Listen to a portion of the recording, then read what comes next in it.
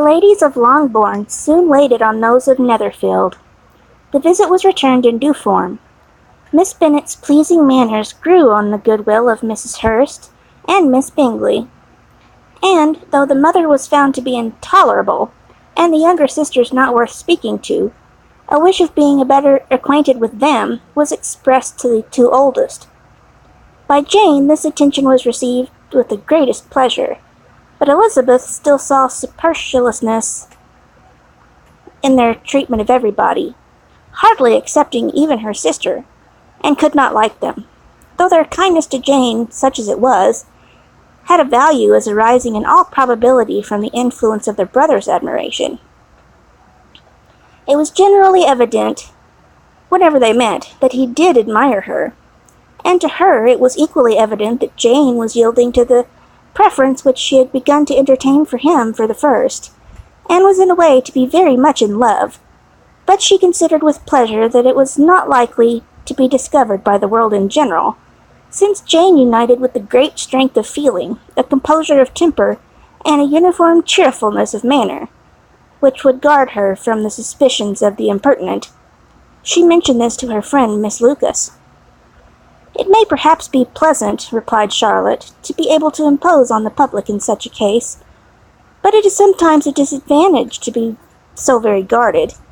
If a woman conceals her affection with the same skill from the object of it, she may lose the opportunity of fixing him, and it will then be but poor consolation to believe the world equally in the dark. There is so much of gratitude or vanity in almost every attachment, that it is not safe to leave any to itself. We can all begin freely, a slight preference is natural enough, but there are very few of us who have heart enough to be really in love without encouragement. In 9 cases out of 10, a woman had better show more affection than she feels. Bingley likes your sister undoubtedly, but he may never do more than like her, if she does not help him on. But she does help him on, as much as her nature will allow. If I can perceive her regard for him, he must be a simpleton indeed not to discover it too. Remember, Eliza, that he does not know Jane's disposition as you do. But if a woman is partial to a man, and does not endeavor to conceal it, he must find it out. Perhaps he must, if he sees enough of her. But though Bingley and Jane met tolerably often, it is never for many hours together. And as they always see each other in large mixed parties, it is impossible that every moment should be employed in conversing together. Jane should therefore make the most of every half-hour which she can command his attention. When she is secure of him, there will be leisure for falling in love as much as she chooses. "Your plan is a good one," replied Elizabeth. We're nothing in question but the desire of being well married, and if I were determined to get a rich husband, or any husband, I dare say I should adopt it. But these are not Jane's feelings. She is not acting by design. As yet, she cannot even be certain of the degree of her own regard, nor of its reasonableness. She has known him only a fortnight. She danced 4 dances with him at Meryton. She saw him one morning at his own house, and has since dined in company with him 4 times. This is not quite enough to make her understand his character. Not as you represent it. Had she merely dined with him, she might only have discovered whether he had a good appetite, but you must remember that 4 evenings have been also spent together, and 4 evenings may do a great deal. Yes, these 4 evenings have enabled them to ascertain that they both like Vinton better than Commerce, but with respect to any other leading characteristic, I do not imagine that much has been unfolded. "Well," said Charlotte, "I wish Jane success with all my heart, and if she were married to him tomorrow, I should think she had as good a chance of happiness as if she were to be studying his character for a 12-month. Happiness in marriage is entirely a matter of chance, and the dispositions of the parties are ever so well known to each other, or ever so similar beforehand, it does not advance their felicity in the least. They always continue to grow sufficiently, unlike afterwards, to have their share of vexation.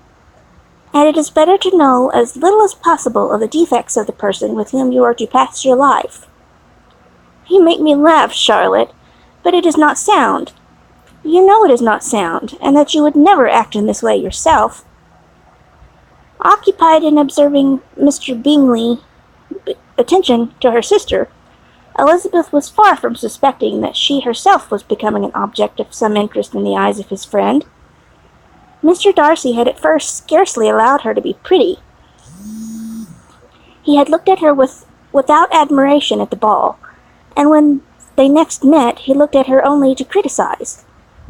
But sooner had he made it clear to himself and his friends that she had hardly a good feature in her face, than he began to find it was rendered uncommonly intelligent by the beautiful expression of her dark eyes. To this discovery succeeded some other equally mortifying.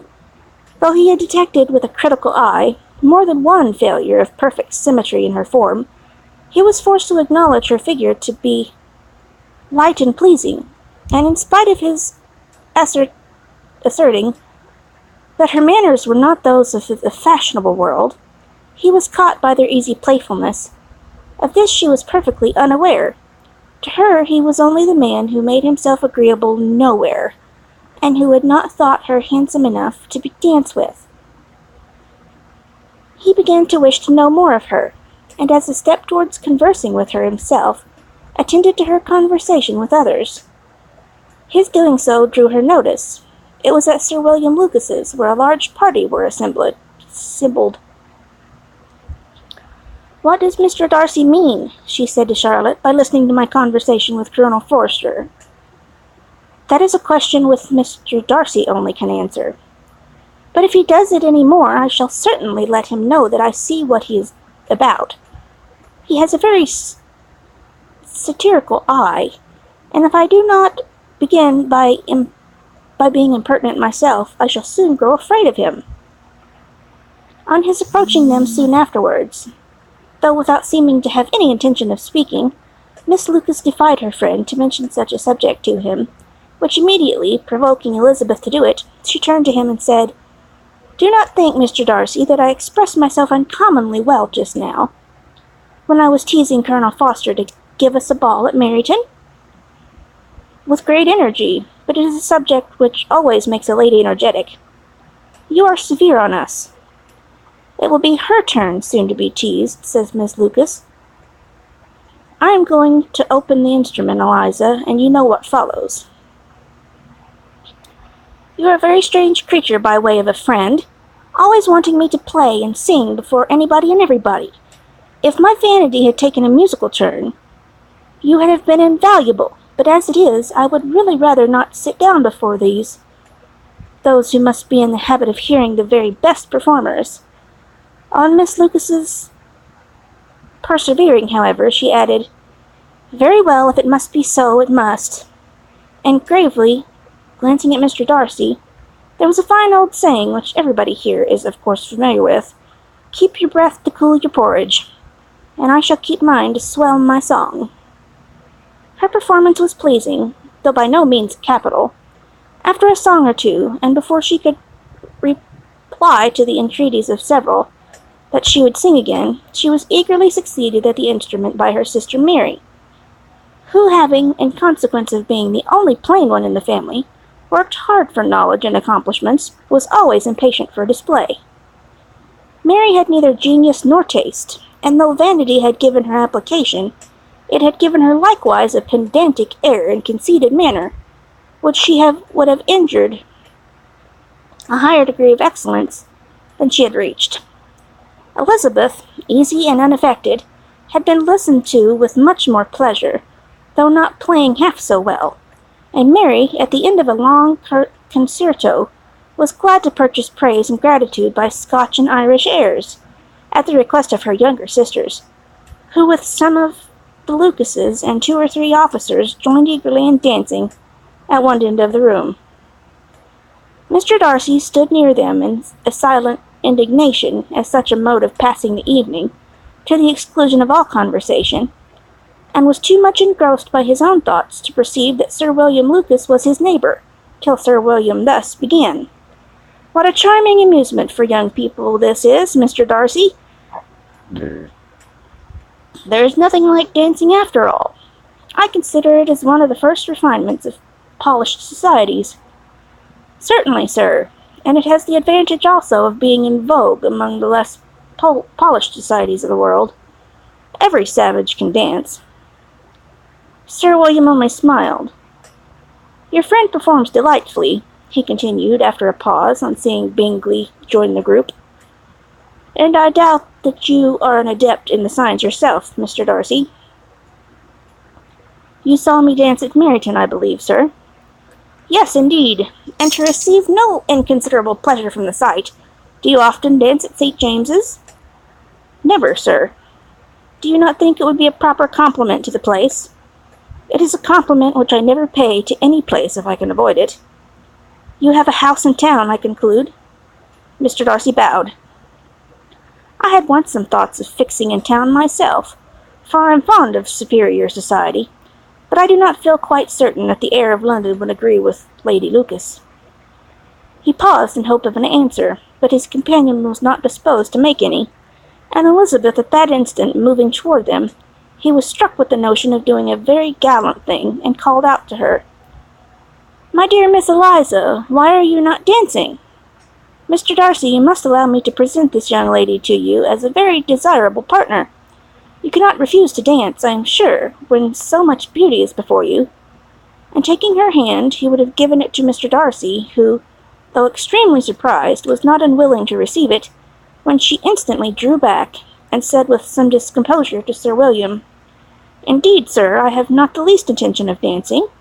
I entreat you not to suppose that I move this way in order to beg for a partner."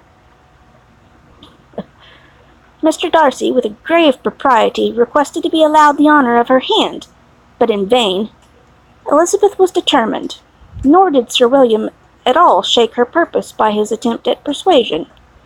"You excel so much in the dance, Miss Eliza, that it is cruel to deny me the happiness of seeing you, and though this gentleman dislikes the amusement in general, he can have no objection, I am sure, to oblige us for 1/2 hour." "Mr. Darcy is all politeness," said Elizabeth, smiling.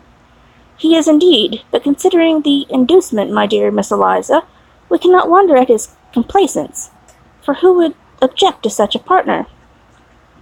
Elizabeth looked archly and turned away. Her resistance had not injured her with the gentleman, and he was thinking of her with some complacency, when thus accosted by Miss Bingley. "I can guess the subject of your reverie." "I should imagine not." "You are considering how insupportable it would be to pass many evenings in this manner, in such society, and indeed I am quite of your opinion. I was never more annoyed. The insipidity and yet the noise, and nothingness and yet the self-importance of all these people. What would I give to hear your strictures on them?" "Your conjecture is totally wrong, I assure you.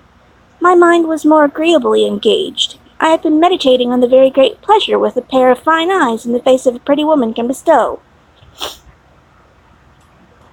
Miss Bingley immediately fixed her eyes on his face, and desired he would tell her what lady had the credit of inspiring such reflections. Mr. Darcy replied with great intrepidity, "Miss Elizabeth Bennet." "Miss Elizabeth Bennet," repeated Miss Bingley. "I am all astonishment. How long has she been such a favourite? And pray, when am I to wish you joy?" "That is exactly the question which I expected you to ask. A lady's imagination is very rapid. It jumps from admiration to love, from love to matrimony in a moment. I knew you would be wishing me joy."